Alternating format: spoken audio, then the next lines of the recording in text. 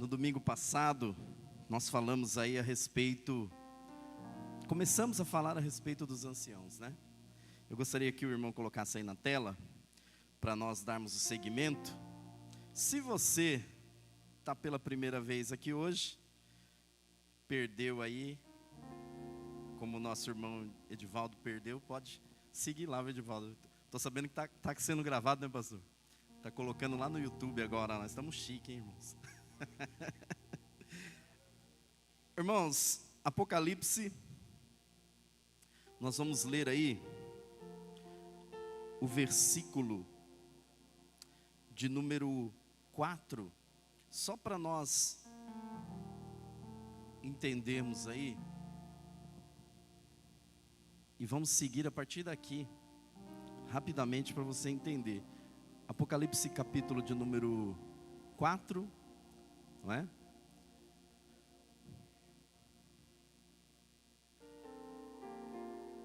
Versículo de número 1, ó. Depois destas coisas, olhei, e eis que estava uma porta aberta nos céus, e a primeira voz que como de trombeta ouvira falar comigo, disse: sobe aqui, mostrar-te-ei as coisas que depois destas devem acontecer. Então a pergunta que eu deixei para você domingo passado foi: a igreja passa ou não pela tribulação? Será que a igreja passa? E eu quero já dizer aqui, se você acredita que ela não passa pela tribulação, se você acredita que ela vai passar pela tribulação, isso não vai implicar na sua salvação. Importante você saber que Jesus Cristo salva. E mesmo que você queira passar pela tribulação, porque eu acredito que a igreja não vai passar, você vai estar salvo no final também. Amém? Então, hoje nós vamos ver o seguinte, irmãos. Existe um padrão aí. Quando o anjo fala para João, sobe para cá, prefigura para nós, pré-tribulacionistas, que a igreja está subindo nesse exato momento. No capítulo 4 de Apocalipse, a igreja sobe. E eu falei aqui no começo, para você não precisa ter medo do Apocalipse. Inclusive, o Apocalipse é o único livro que tem bem-aventurança para quem lê. João, ele fala, bem-aventurado aquele que lê. Ou seja, eu que estou aqui lendo, aquele que se põe de pé para ler o livro, ele é bem-aventurado. Bem-aventurados são vocês que ouvem a palavra do livro. Então você, quando ouve o livro do Apocalipse, você é bem-aventurado. E bem-aventurado é aquele que guarda as palavras do livro. Irmãos, hoje a mensagem central que eu quero trazer para você: Deus, ele sempre poupou o povo dele quando ele ia trazer juízo sobre a terra. É importante você observar isso. Quer um exemplo? Noé. Quando Deus ia trazer o dilúvio sobre a terra, ele falou para Noé: Noé, eu vou livrar você e a sua família. Então ele junta Noé, a família dele, e quando Noé e a família estão seguros na arca, Deus envia o dilúvio. A mesma coisa eu quero trazer para você também, Ló, que foi retirado antes da destruição de Sodoma e Gomorra. Eu estou citando esses personagens. Se você não conhece, depois você procura no livro de Gênesis, você vai encontrar, tá bom? Leia lá, procura, dá um Google, procura a história de Ló.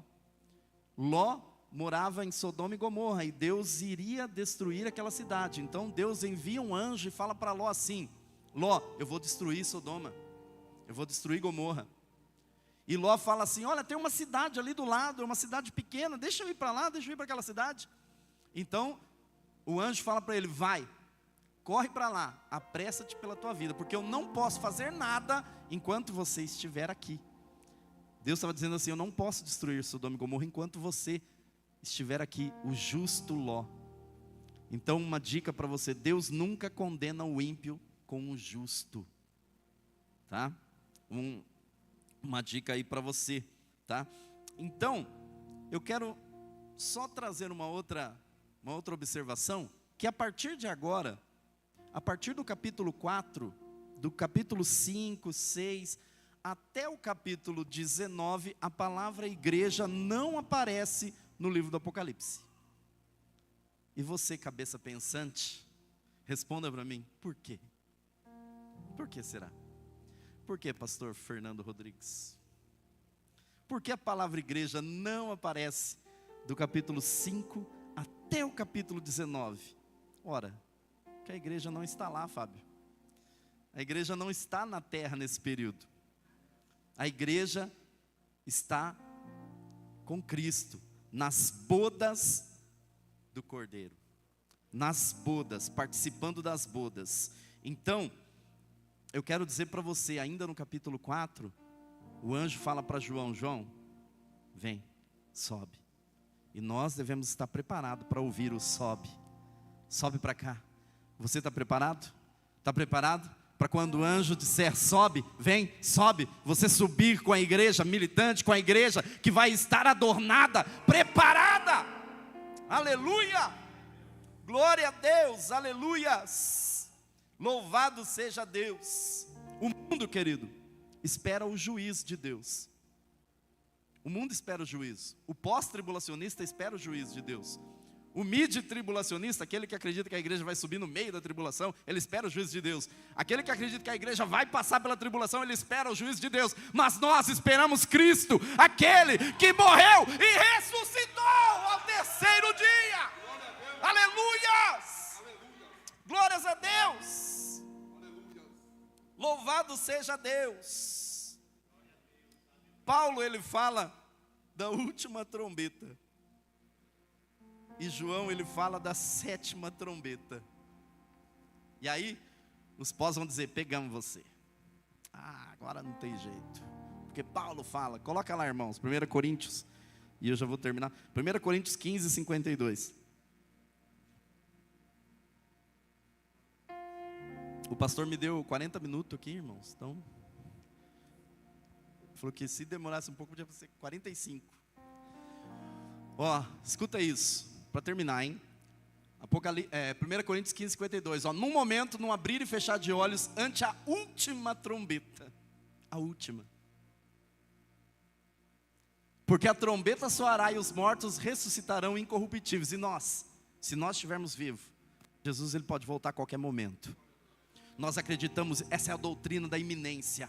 Nós acreditamos que Jesus pode voltar a qualquer momento. Inclusive enquanto você está adorando a Ele nesse culto, Ele pode voltar. Você que está assistindo esse vídeo, Jesus pode voltar no momento que você estiver assistindo esse vídeo.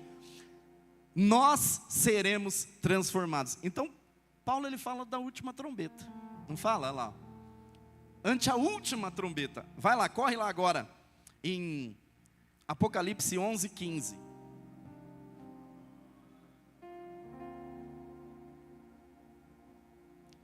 Olha só. E tocou o 7º anjo a trombeta, e houve no céu grandes vozes que diziam: os reinos do mundo vieram a ser de nosso Senhor e do seu Cristo, e Ele reinará para todo sempre. Esse aqui é o capítulo 11. E aí você, pós-tribulacionista, fala: pegamos vocês, vocês falam que aí, ó, a igreja está lá na terra. E eu quero chamar a tua atenção para a diferença entre essas trombetas. Não são a mesma, tá? Fique tranquilo. Não é a mesma trombeta. E eu faço uma pergunta para você. Eu quero que você saia nessa noite aqui pensando nisso. Pense numa coisa. Quando Paulo escreveu Coríntios, o livro do Apocalipse já havia sido escrito? Se você pegar a cronologia, qual livro foi escrito primeiro? Coríntios. E depois o livro do Apocalipse, certo? Então, quando Paulo escreveu Coríntios, ele não conhecia o livro do Apocalipse. Ele não tinha noção nenhuma que no livro do Apocalipse iria ter 7 trombetas, certo? Paulo fala de apenas 2 trombetas, a primeira e a última. E isso remete às trombetas do livro de Números. Quando o povo de Israel, ele escutava a primeira trombeta, era para ele se ajuntar no arraial. Quando o povo de Israel escutava a segunda e última trombeta, era sinal que eles tinham que sair. Por isso Paulo estava dizendo: quando tocar a última trombeta, a igreja não vai estar na terra, ela vai subir, ela vai sair. Aleluia! E perceba que essa última trombeta agora aqui, que João está falando, é uma trombeta de juízo. Olha só.